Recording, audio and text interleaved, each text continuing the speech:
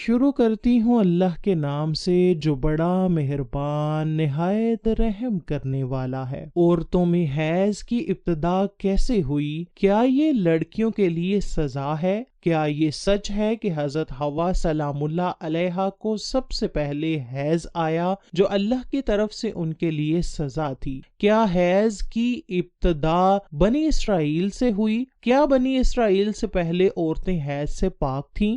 آج کی ویڈیو انتہائی تحقیق کے بعد بنائی جا رہی ہے، جس میں ہم اپنے ناظرین کو قرآن و حدیث اور مستند روایات سے ان سب سوالات کے جواب دیں گے۔ اصل میں اس موضوع پر بات کرنا اس لیے بھی ضروری ہے کہ آج کل بہت سی ویڈیوز پھیل رہی ہیں کہ جن میں غیر مستند روایات پیش کر کے سادہ مسلمانوں کو گمراہ کیا جا رہا ہے۔ ایسی ہی ویڈیوز دیکھ کر ہم سب اپنی ماں حضرت حوا سلام اللہ علیہا پر برائی باندھ دیتے ہیں۔ آپ سے التماس ہے کہ اس ویڈیو کو پورا دیکھیے گا تاکہ دوبارہ کبھی کوئی بھی آپ کو اس موضوع پر گمراہ نہ کر سکے۔ حضرت عبد الرزاق اور مسند اسحاق میں حضرت عبداللہ بن مسعود اور حضرت اسما بن ابی بکر سے روایت نقل کی گئی ہے کہ بنی اسرائیل کی عورتوں کو یہ اجازت تھی کہ وہ بھی مردوں کے ساتھ مسجد میں جا کر نماز پڑھا کرتی تھی۔ مردوں اور عورتوں کے درمیان ایک پردہ ہوتا تھا۔ پھر ایک دن ایک لڑکی اپنی ایڑیاں اٹھا کر مردوں میں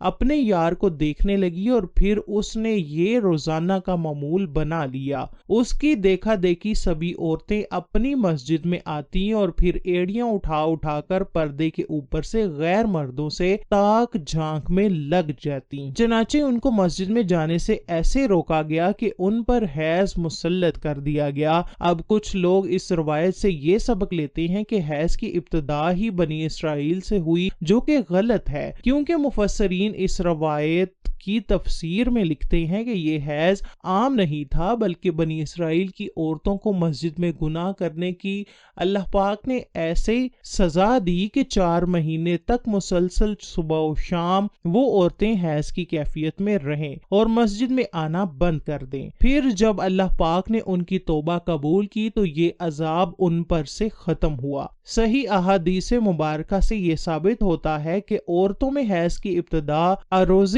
اول سے ہے۔ آئیے اس بارے میں 2 احادیث مبارکہ بیان کرتے ہیں کہ جن سے ثابت ہوتا ہے کہ حیض کی ابتدا پہلے دن سے ہی ہے، نہ کہ بنی اسرائیل سے اس کی ابتدا ہوئی۔ حضرت عائشہ حجۃ الوداع میں اللہ کے رسول صلی اللہ علیہ وسلم کے ساتھ حج کے ارادے سے نکلی۔ راستے میں انہیں حیض آ گیا تو وہ اس اندیشے سے رونے لگی کہ اب وہ مناسک حج ادا کرنے سے محروم ہو جائیں گی۔ آپ صلی اللہ علیہ وسلم کو معلوم ہوا تو آپ نے انہیں سمجھاتے ہوئے فرمایا، یہ ایسی چیز ہے جسے اللہ تعالیٰ نے اولاد آدم میں عورتوں کے لیے لازم کر دیا ہے۔ اس حالت میں تم بھی وہی سب کرو جو حاجی کرتا ہے، صرف پاک ہونے تک بیت اللہ کا طواف نہ کرو۔ بالکل اسی طرح ایک حدیث حضرت ام سلمہ رضی اللہ تعالی عنہا سے بھی مروی ہے۔ حضرت ام سلمہ بیان کرتی ہیں کہ ایک موقع پر میں رسول اللہ کے پاس تھی کہ مجھے حیض آنے لگا۔ میں وہاں سے اٹھ گئی، آپ نے دریافت کیا تو میں نے بتایا کہ مجھے حیض آنے لگا ہے۔ آپ نے فرمایا یہ ایسی چیز ہے جسے اللہ تعالیٰ نے آدم کی بیٹیوں پر لازم کر دیا ہے۔ اس موضوع پر امام بخاری رحمۃ اللہ علیہ نے بخاری شریف میں ایک باب بھی قائم کیا ہے جس کا نام حیض کا آغاز کیسے ہوا ہے۔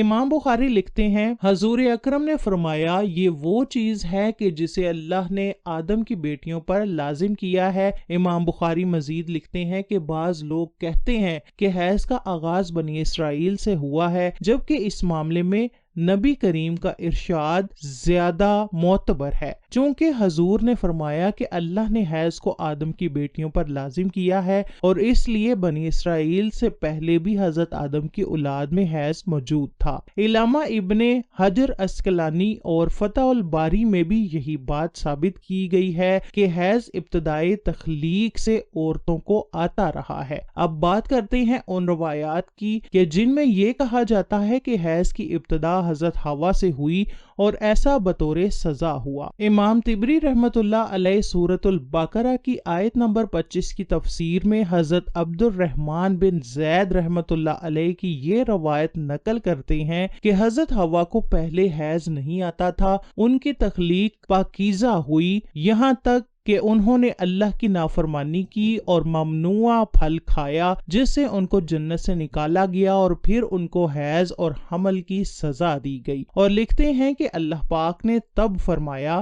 میں نے تجھے پاکیزہ بنایا تھا لیکن تو نے میری نافرمانی کی، اس لیے اب میں تجھ سے خون جاری کر دوں گا۔ امام طبری کے علاوہ باقی تمام مفسرین نے ان روایات کو جھٹلایا ہے اور ان روایات کو غیر مستند اور ناقابل قبول کہا ہے۔ حیض دراصل ایک طبیعیاتی مظہر ہے جس سے ہر ماہ عورت بلوغت سے سنیاس تک دوچار ہوتی ہے اور اس کو صحت کی علامت سمجھا جاتا ہے۔ اسی حیض کے خون سے ہی بچے کی پرورش کی جاتی ہے، یہ اللہ پاک کا نظام ہے۔ غیر حاملہ عورت کو اگر حیض نہ آئے تو اس کو بیماری کی علامت سمجھا جاتا ہے۔ یہ عورت کے لیے کوئی سزا نہیں ہے اور نہ ہی یہ بات کسی روایت سے ثابت ہے کہ حیض عورت کی سزا ہے، بلکہ یہ ایک ذمہ داری ہے جو اللہ پاک نے انسانیت کی تخلیق کے لیے عورتوں پر ڈالی ہے۔ اسی لیے جو عورتیں اس ذمہ داری کو بخوبی نبھاتی ہیں وہ اجر و ثواب کی مستحق ہیں۔ جیسا کہ حضرت عائشہ رضی اللہ تعالی عنہا نے ایک دفعہ حضور پاک سے سوال کیا کہ اے اللہ کے نبی، مجھے تو لگتا ہے کہ عورتیں پیدا ہی مصیبت جھیلنے کے لیے ہوئی ہیں۔ حضرت عائشہ کا اشارہ حیض اور حمل کی تکلیف کی طرف تھا۔ حضور پاک مسکرا دیے اور فرمایا نہیں، بلکہ یہ ایسی چیز ہے کہ جس کے ذریعے بنی آدم کی عورتیں آزمائی گئیں۔ اس حدیث کی تشریح میں علامہ ابن حجر فتح الباری میں لکھتے ہیں کہ عورتوں کو تخلیق ہی اللہ پاک نے ایسے کی ہے کہ انہیں حیض آئے، اس پر پہلے دن سے ہی لازم قرار دیا گیا ہے۔ جو عورت اس پر صبر کرے گی تو وہ اجر کی مستحق ہوگی، اور جو اس کو مصیبت اور برائی سمجھے گی تو وہ اللہ کی تخلیق میں عیب نکالنے جیسا گناہ کے مرتکب ہوگی۔ امید ہے کہ اب آپ جان چکے ہوں گے کہ نہ تو کوئی یہ سزا ہے عورتوں کی اور نہ ہی اسے سزا کے طور پر حضرت حوا علیہ السلام پر مسلط کیا گیا، اور نہ ہی حیض بنی اسرائیل کی عورتوں سے شروع ہوا، بلکہ حیض و حمل تو اللہ پاک کی آزمائش ہیں عورتوں کے لیے، جن کا اللہ پاک بروز قیامت عورتوں کو اجر عطا فرمائے گا۔